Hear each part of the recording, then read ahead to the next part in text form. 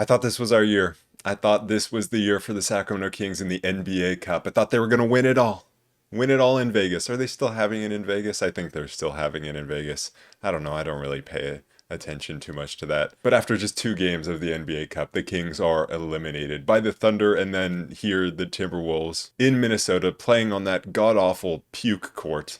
I don't know how it was possible that anyone could have approved that court being played, a real NBA game being played on that court that was just, it was puke colored. I mean, that's the only way to describe it. It's horrendous. Brings me back to the days of the fan sitting courtside puking at Golden One Center. And that's what that fourth quarter felt like for the Kings, especially the stretch between, it was like maybe 6.5 minutes to 1.5 minute mark in that fourth quarter where the Kings didn't score a field goal and were just getting absolutely dominated, and the game completely slipped away from them. After they put up a pretty good fight in the second and third quarters, it was a rough start. They kind of came back a little bit once the bench came in. Second and third quarters, played pretty even at some points, had the lead, and had a pretty sizable lead, not quite double digit, but a solid lead at one point. But then just an absolutely brutal fourth quarter meltdown where they couldn't make an open three, they couldn't make a layup, and when the Kings can't score, they're definitely not going to stop anybody. And so Anthony Edwards and Julius Randle and Dante DiVincenzo took it home for the Timberwolves. After a horrendous showing in the last game and Doug Christie's fiery post-game presser where he was just pissed and calling everyone out and saying you can't, put on a Kings jersey playing like that, and saying he was going to make changes to the starting lineup, I was excited. I guess as excited as I can be. I didn't even listen to the whole thing. I'm gonna be honest. I didn't listen to the whole Doug Christie rant all the way through because it's like every game it's Doug Christie saying the same thing, and at some point, like, it just hurts to listen to. Honestly, I'm surprised you guys are even listening to me still at this point because it's the same thing for the Kings, just in a different hat. Maybe they're wearing a different tie on the day, but at the end of the day, it's still the exact same. Maybe, a different court color. This time it was puke colored. But it's still the exact same thing for the Kings every time, so it hurts me to listen to those Doug Christie post-game press conferences talking about defense, talking about effort, talking about if you're going to play for the Kings, if you're going to be in the rotation, you got to play defense, you got to give effort. And it's like, it doesn't really happen. And so I was hoping that maybe with Doug Christie talking about really changing the starting lineup, I was like, okay, maybe something big is going to change. And, Westbrook is starting over Schroder. Okay, I've been asking for that. That's good. And Zach LaVine came back into the lineup, but that doesn't really count as a starting lineup change. Like, he was just out. Malik Monk is back from injury as well. But really, I'm only seeing one starting lineup change, and that's Westbrook in for Schroder. And Westbrook is a guy who had been starting previously anyways. Obviously, Schroder had started every game, so him going to the bench was a change. But I was just hoping for more. I didn't actually think it was going to happen, but I was hoping for more. And Westbrook starting over Schroder, I think it went well. Westbrook played pretty well. Schroder played well off the bench. But this team needs more. This team needs more change. And while even another starting lineup change, I don't think is going to fix this team and isn't going to take this team into playoff contention, I still do want more of a change. Because at this point, I'm convinced that the Kings are just playing the veterans so that they can tank. Because playing the young guys, playing the fun guys, and actually making it enjoyable, they would probably win more games than we are right now with the starting lineup. I mean, I think with Westbrook in, okay, you're close to probably your best starting lineup. Obviously, with Keegan out, you're not going to have your best starting lineup yet, but I think you need one more change, and it's probably Keon Ellis going into the lineup for DeMar DeRozan, because I look at this game and I see DeMar DeRozan having 6 points in 34 minutes, going 3 for 10 from the field. He had 5 assists. He was finding Sabonis on cuts and playmaking well out of the mid post, but the scoring just isn't there, and he's being paid to score, and he scored 6 points. I think he'd be better off the bench as a scorer and putting Keon in there. Keon immediately came into the game and had a big impact. So I think that's the switch you probably want to make, and then Precious Achiuwa just comes out of the lineup once Keegan's back. And if you want to put Keon in for Precious, I mean, you could do that as well. But to me, I do think DeMar going to the bench is probably going to make this team better if it happens. How much better? Not a ton. but at least a little bit better. I think it would put everyone else in a better spot in the starting lineup because the ball is more in the hands of Westbrook, Sabonis, and Zach LaVine. And off the bench, you can put the ball more in the hands of DeMar DeRozan.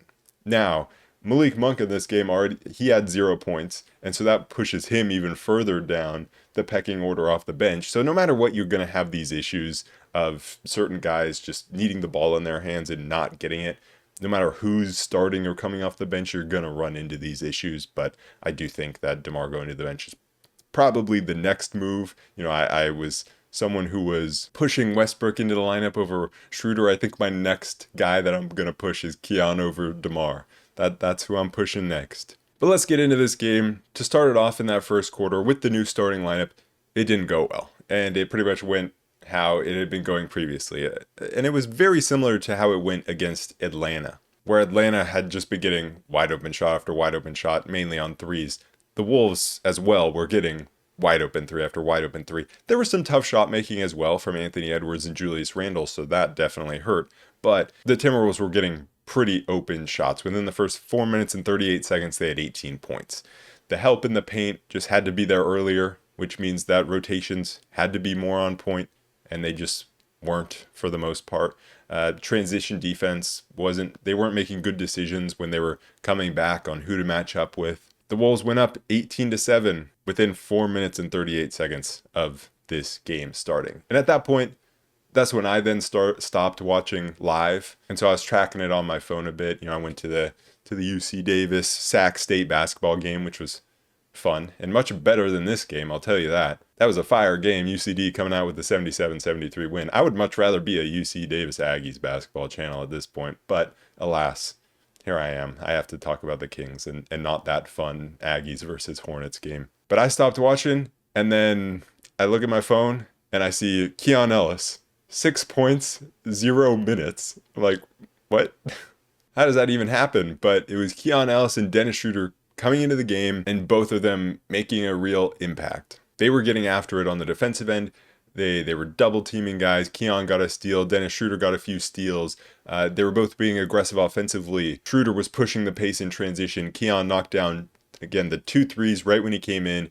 Dennis Schroder also hit a three, or he hit a couple of threes. Or, well, one of them he got fouled on, I think, and then he went to the free throw line. But that first half, he was very aggressive looking for his shot, pushing in transition, getting to the rim, getting to the free throw line. Both Schroder and Keon Ellis were really harassing the Wolves defensively. Dennis Schroder at the start of the second quarter forced Rob Dillingham into an 8-second violation. And at that point, it was 7-1 in turnovers in favor of the Kings. They had forced 7 turnovers and had 14 points off of those turnovers to the Wolves' 2 points at the start of that second quarter. And it was that defensive pressure forcing those turnovers and scoring in transition, mainly from Dennis Schroder and Keon Ellis providing that energy off the bench, that got the Kings within just a few points, or they got within 1 at the start of that second quarter after another Dennis Schroder 3. That bench unit came in and were just providing energy. And so that's really what we've seen all season. For most of this season, it's been the starting lineup,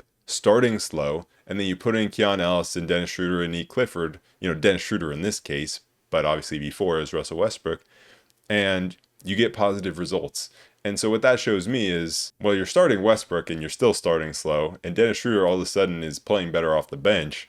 Well, maybe it's a problem with the balance of the lineups, which we already knew, and we already knew that, like, Dennis Schroder wasn't truly the problem. He was playing horrendously, but, I mean, he was not exactly in a lineup that played to his strengths. And so now off the bench with a more balanced lineup, that's where everyone succeeds. Russell Westbrook succeeded off the bench with a more balanced lineup. Everyone's succeeding on that bench unit because they're just a more balanced lineup. Even though they are small at times, when it's Dennis Schroder, Malik Monk, Keon Ellis, Nick Clifford, and Drew Eubanks, that's small. And at times they were definitely giving up offensive boards. And it wasn't the fault of effort or anything. Like, I thought both Schroder and Keon were doing a really good job of trying to get after it on the boards and trying to bat balls around, and they just couldn't come up with them because the Timberwolves were just bigger, but the fight was absolutely there. But the second quarter was pretty good. The offense was flowing because Schroder had it going and they were getting after it defensively, but then Sabonis started to dominate And a lot of it was just how he was being set up, especially by Russell Westbrook. There were a few other guys as well. Dennis Schroder found him. Zach LaVine found him at least once. DeMar found him a couple of times. But it was mainly Russell Westbrook that was really finding Sabonis. Instead of Sabonis having to create a bunch of offense for himself, he was getting downhill, rolling to the rim, and then finishing really well in the first 3 quarters of this game on the roll. Not in the fourth quarter, but before that fourth quarter, he was having by far the best game of the season. And a lot of it was because guys were just able to find him getting downhill. His off-ball movement was really good. There were multiple times where Rudy Gobert looked over to where he thought Domas was, and all of a sudden Domas is cutting right behind him to the rim and getting by him. This is more what I expect from Sabonis when he goes up against Gobert. I talked about it last time the Kings played the Wolves. Gobert had his best game that I've ever seen defending Sabonis. Usually that doesn't happen. Usually Sabonis dominates Rudy Gobert, and that's what we saw here. 34 points for Domas. And the passing of Russell Westbrook was incredible. Westbrook, I don't think he scored. No, he didn't score in the first half, but he only had I think it was 2 or 3 shot attempts. He had 8 assists. A lot of them were to Sabonis, and these weren't just ho-hum assists, just feeding a wide open player. His passing, he was finding passes that nobody else on the Kings was going to find. Nobody else. He ended the game with 6 turnovers. But I will absolutely live with those 6 turnovers, with how much he was creating for others, with how much he was running the Kings offense. He was phenomenal. So him starting, I think, really benefited Sabonis. Sabonis's finishing was very good. At time, there were a few times early on where Russ and Sabonis were just passing the ball back and forth between each other, kind of not wanting to shoot, being a little hesitant. But it actually ended up working out for them. So after a slow start, the Kings were playing really well, and they did it by winning the possession battle because they were not shooting a better percentage than the Timberwolves.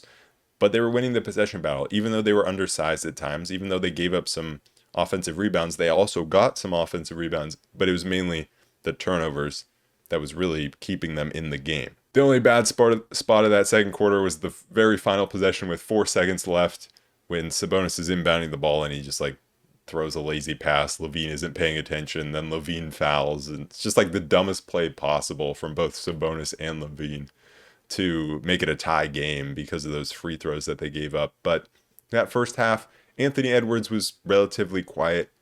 Domas, Schroder, Westbrook, LaVine. LaVine had his moments of scoring. I thought he was pretty aggressive early on, so I liked that. And then Keon, all those guys were playing well. The guys that were a bit quiet, DeMar, Malik, but it felt like a great half.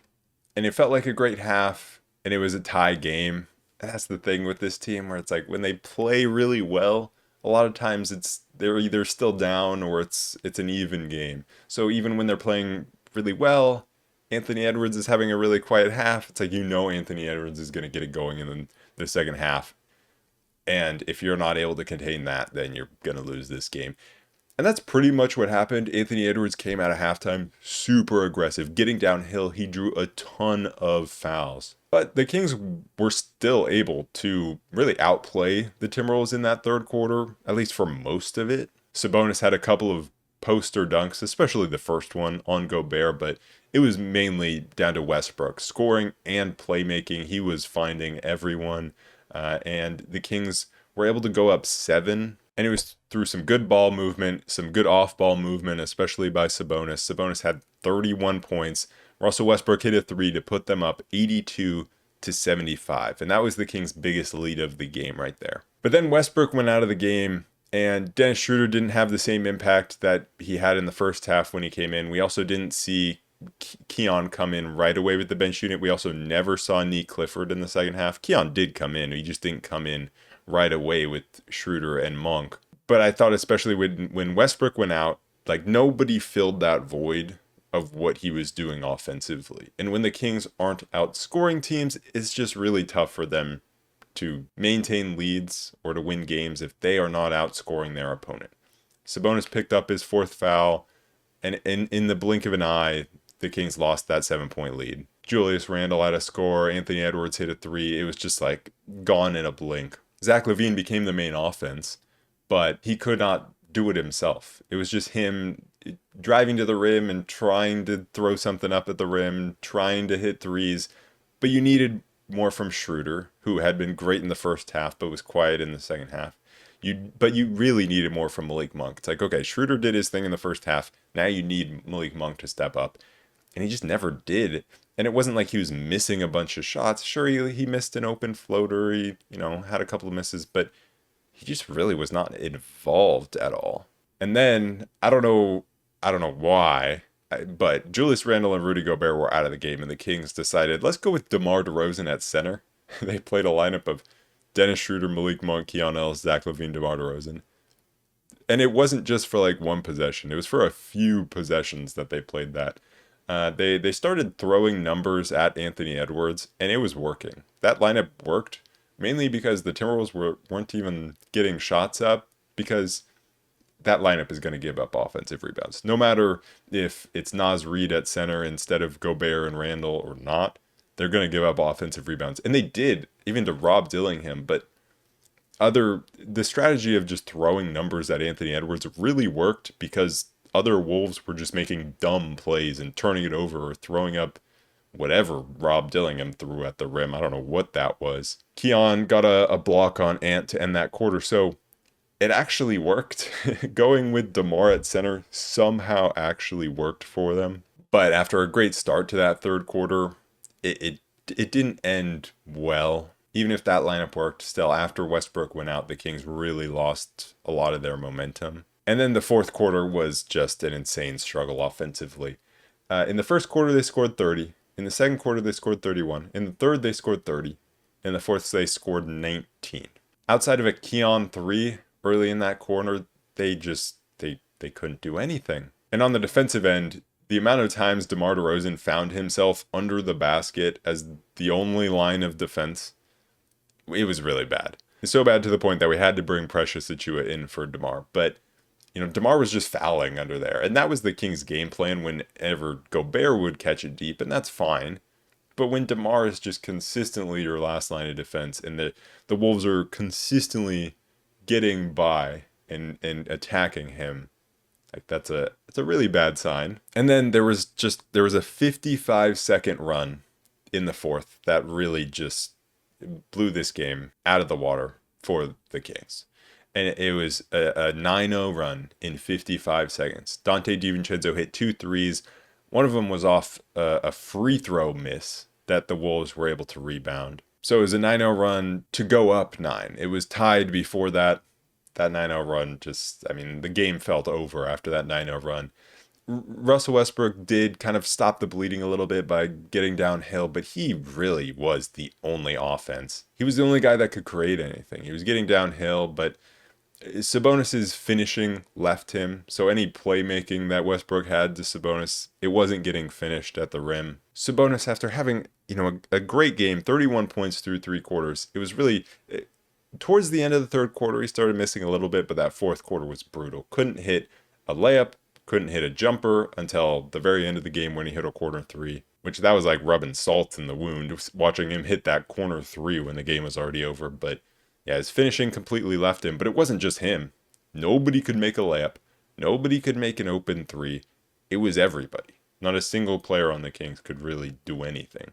Naz Reid hit a couple of threes. The Kings were rotating on defense a little bit, but the Wolves just kept moving the ball, and eventually they would find the guy where the Kings would make a few rotations, but the Wolves would just make that extra pass, and the Kings couldn't keep up. There were multiple 3+ minute or 4+ minute field goal droughts for the Kings in this game, and the last one was over 5 minutes until Westbrook finally grabbed an offensive board and scored with 1:40 left.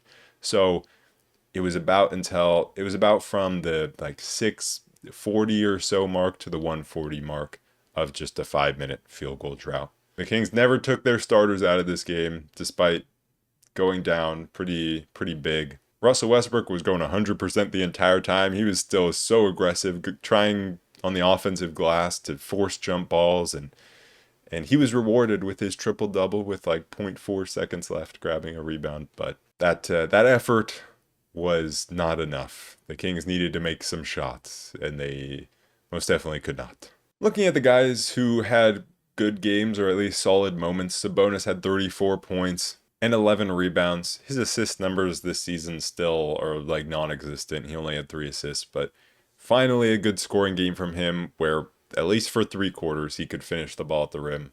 In the fourth quarter it abandoned him, but at least we saw a little bit of that Domas that we want. Westbrook had the triple-double with 13 points, 10 rebounds, and 14 assists. Like I mentioned before, he had the 6 turnovers, but I will take that because he was, for large portions of this game, the only creation that the Kings had. Zach LaVine was the other creation that the Kings had, especially in the second half. It was just Westbrook and then a little bit of LaVine when he was out of the game. LaVine had 25 points, 8 for 17 from the field. And then Schroder had a great first half where he had 14 points, but just didn't do too much in the second half. He ended with 14, 6, and 6 on the game, which, it's a fine game for him, and I think him coming off the bench probably is for the best, but there was just no other support off the bench. Well, I lie. Keon Ellis was good off the bench. I just don't even think of Keon Ellis as a bench player. All right. Keon had 9 points. It was those two. It was Keon Ellis and Dennis Schroder. They made a great impact off the bench, especially in that first half. Keon had 4 steals, so 9 points, 4 steals from him. Malik Monk, though, 0 points, 0 for 4 from the field. Just was not involved at all. Didn't even have an assist. That was brutal. DeMar, 6 points, 3 for 10. And, I mean, coming into this season, those were kind of the guys I was saying were kind of the odd men out, DeMar and Monk in their roles. And I think this is what we can kind of continue to expect if the Kings are healthy. Those guys, of course, they'll have their games of scoring and putting up numbers, but I think just on average, you're going to see those guys have these quieter games more often. And then Precious Achiuwa and Drew Eubanks, I barely even noticed they played. Nate Clifford also only played 7 minutes, didn't play in the second half. He had one good moment that I really remember where he caught like an offensive rebound that was tipped from Eubanks at the free throw line. Had a nice pump fake, drove around his defender and had a beautiful one-handed dish to Eubanks in the dunker spot, and Eubanks got fouled.